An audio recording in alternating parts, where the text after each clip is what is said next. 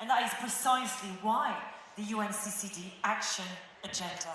За үзэгч та бүхэнд COP17 хурлаас мэдээллийг та бүхэндээ хүргэж байна. За өнгөрч өдрүүдэд бол маш олон сэдвийн хүрээнд хилцүүлэг хурлууд бол зохион байгуулагдсан. За хамгийн гол үндсэн сэдвүүдийн хувьд бол газрын дороотол, хөрчний асуудал, хүнсний аюулгүй байдлуудыг бас сүүлийн өдрүүдэд чухалчлан авч үзлээ. За жишээлбэл хөрчний энэ сэдвчлэн хүрээнд нийтдээ бол 17 хилцүүлэг бол зохион байгуулагдсан. За өнөөдрийн энэхүү өнгөрсөгч өдрүүдийн сэдвийн хуралдаануудыг нэгдсэн үндэсний байгууллагын төлөөлөл дүгнэлтнээр бол Монгол улс итгэл найдварын төв болж чадлаа гэдэг энэ үнэлэмж дүгнэлтийг бол өгж байна. За жишээ нь бол энэ газар бол зөвхөн байгаль орчны асуудал ус бүх салбарт тулгамдж байгаа асуудал учраас энэ асуудал дээр дэлхийн нийтээрээ хамтдаа нэг цонхоор харж энэ асуудлыг илүү бодиттой алхмуудыг бас бий болгох нь бол чухал юм а гэдэг зүйлийг бол онцлон хэлж байна. За жишээлбэл энэ оролцоонд тулгуурсан засаглалыг бий болгох, за нүүдлийн малчтын манлайллын чухал байр суурийг бол ойлгож авлаа гэдэг зүйлийг талууд бол хэлж байна. За газрын менежментийг орон нутгийн түвшинд бол хэрэгжүүлэх, за урамсгалын өөрчлөлт, биологийн олон янз байдал, үндэсний аюулгүй байдлыг олон талаас нь харж оролцогч талуудын бас үүрэг оролцоо, бодит санхүүжилт, за мөн үүнд хамтын ажиллагааны хэрэгжилт чухал байгааг өнгөрч өдрүүд болсон хилцүүлэгдээс бол харж болохоор байгаа гэдэг зүйлийг бол хэлж байна. За өргөжлүүд нь та бүхэндээ Монгол улсын засгийн газрын гишүүдийн байр суурь болон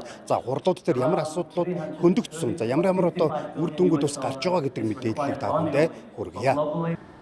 Our discussions over the past few days. Нэгдсэн үндэсний байгууллагын цөлжилтөд тэмцэх конвенцийн талуудын 17 дугаар баг хурлын сэдвчилсэн өдрүүдийн аль биесний үйл ажиллагааг хааж миний бие хариуцсан зохион байгуулсан газар ба хүн төвтэй өдрийн талаарх товч сэтгэлээ хуваалцж байгаадаа баяртай байна. Өнөөдрийн хилцүүлгүүдэд нэгэн тодорхой илгээлтийг хүргэж байна. Газрын асуудал бол зөвхөн байгаль орчны асуудал биш юм. Энэ бол зарчмын хувьд хүний эрх амжиргааны тухай асуудал. Энэ бол эдийн засгийн боломж, сайн засаглал, нийгмийн доктортой байдал, эцэст нь их тайвны тухай асуудал юм а. Газрын дороотол, гангачиг, усны хомсдлын нөлөө улам бүр далайцтай болж байгаа энэ үед бид газрыг хамгаалах, ашиглах, нөхөн сэргээхдээ хүнийг төвдөө байлгах ёстойг өнөөдрийн хилцүүлгүүдээс харж болохоор байна. Нэг ялангуяа малчид нутгийн болон уугуул дэргэд эмэгтэйчүүд, залуучуудын эрх, мэдлэг оролцоог шийдвэр гаргах түвшинд салшгүй хэсэг болгон хүлээн зөвшөөрөх шаардлагатайг хүчтэй уриаллаа. Монгол улсын хувьд эдгээр асуудал нэн чухал ач холбогдолтой.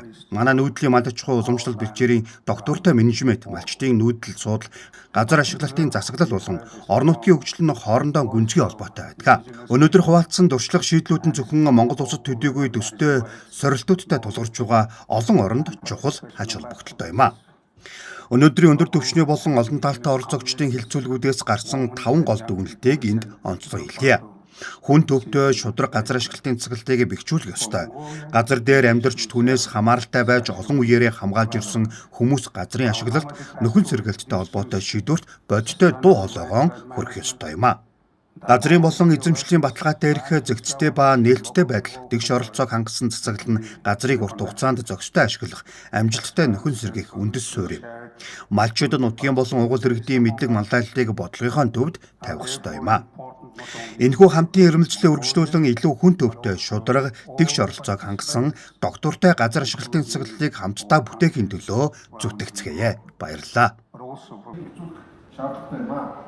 Санхүүгийн боломжуудыг хэрэгжих үед төсөл хөрөнгө дэлхийн хөдөө аж ахуйн газрын бараг 30 гаруй хувинд оройтсон байхад 2050 он гэхэд хүнсний эргэлт 2012 оны төвшнөөс 50% нэмэгдэх төлөвтэй байна.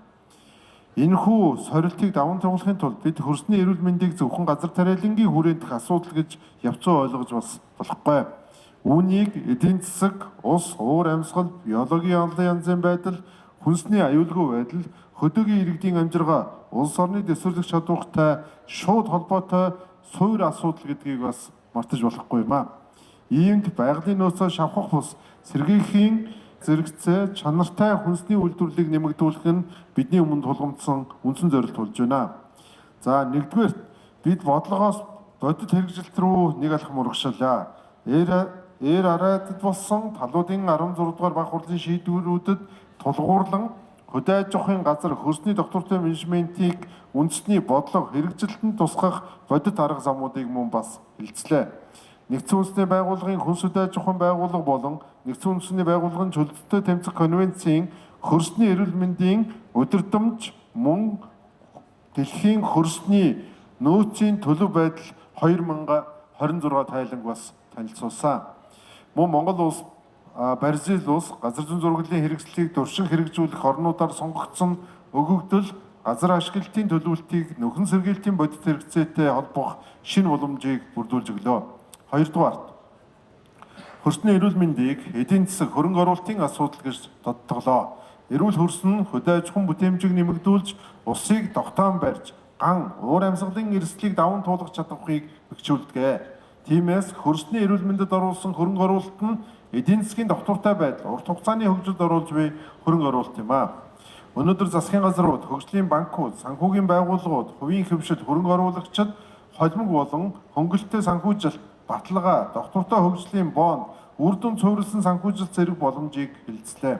Үүний зэрэгцээ зөвхөн шин санхүүжилт босгох бус одоо байгаа санхүүгийн урсгалыг довтвортой үйлдвэрлэл, нөхөн сэргээл, дэвсгэрлэх чадварыг дэмжихэж чиглүүлэх шаардлагатайг онцлсан юм а. Гуравдугаарт шинжлэх ухаан, өгөгдөл, инновацийг бодлого, хөрөнгө оруулалттай илүү нэгт холбох шаардлагыг тодорхойллоо. Хөрсний мэдээллийн нэг систем, нэгдсэн шалгуур үзүүлэлт, өгөгдөл суурилсан инновацийн талаарх хэлэлцүүлэг нь үр дүнгээ хэмжих, нотлох, тогтолцоог бэхжүүлэх шаардлагатайг харууллаа. Хөрсний эрүүл мэндийг бүтээмж, ус хадгалах чадвар, биологийн олон янзын байдал, иргэдийн амжиргаа, дэвсгэрлэх чадвартай холбон хэмжих нь төрийн бодлого, хөрөнгө оруулалтын шийдвэр болон нөхөн сэргээлтийн үр дүн үнэлэхэд чухал ач холбогдолтой. Дөрөвдүгээр тариаланч, малчин, бэлчээрийн мал аж ахуй эрхлэгчдийг шийдлийн төвд авчирлаа. Монгол улсын хувьд манай тал хээр бэлчээр нутаг нь хүнсний үйлдвэрлэл, хөдөөгийн иргэдийн амжиргаа, биологийн олон янз байдал, олон зууны нүүдлийн соёл иргэншлийн үндэс үлээ. Өнөөдөр уур амьсгалд ухаалаг дижилийн тогтолцоо, доктортой мал аж ахуй, агроэкологи, хүнсний өртгийн сүлжээ, ландшафтын нөхөн сэргээлтийн бодит шийдлүүдийг хэлэлцлээ. Хоньны ноосоор үйлдвэрлэсэн органик бордо, жацарган зэрэг нь жишээ нь нөхөн сэргээлтийг эдийн засгийн өнгөөж орон нутгийн ажлын байр доктортой амжиргаатай холбох боломжтойг бас харуулж байгаа юм а. Мөн энэхүү өөрчлөлтийг хэнийг ч орхилдуулахгүй, үе хоорондын залгамж чулууг хангасан байх шаардлагатайг онцоллоо. Эмэгтэй малчин, тариаланчдын олон улсын жил, залуус хөрсний төлөө санаачлагыг хэрэгжүүлэх өдөрдөмж, Дэлхийн хүнсний форумын Монголын залуучуудын үндэсний салбар зэрэг санаачлага нь эмэгтэйчүүд залуучуудын оролцоог бодит ажил хэрэг болгоход чухал ач холбогдолтой. Тэдний газар, санхүүжилт, мэдлэг технологи, зах зээл, шийдвэр гаргалтанд оролцох боломжийг нэмэгдүүлэх нь урт хугацааны өөрчлөлтийн бас үндэс гэж үзсэн. Gur, a traditional Mongolian yurt, has hosted many